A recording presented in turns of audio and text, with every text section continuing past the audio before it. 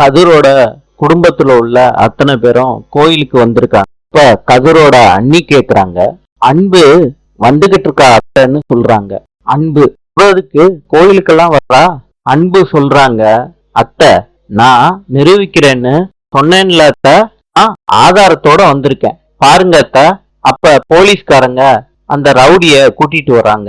அந்த ரவுடி கிட்ட இன்ஸ்பெக்டர் கேக்குறாங்க, யார் அந்த நகைய வைக்க சொன்னாங்கன்னு சொல்லு. ஐயா, பெரிய வீட்டு அம்மா. எல்லாரும் அந்த ரவுடி சொல்றப்ப ஷாக் ஆறாங்க.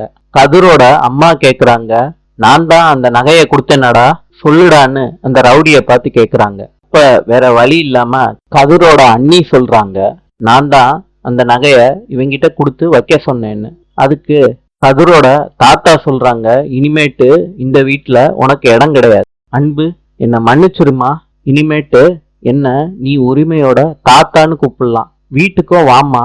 சரி தாத்தா, நான் வர்றேன். இதை கேட்ட கதிரோட அம்மா அதிர்ச்சி அடைகிறாங்க. நாளை சந்திப்போம்.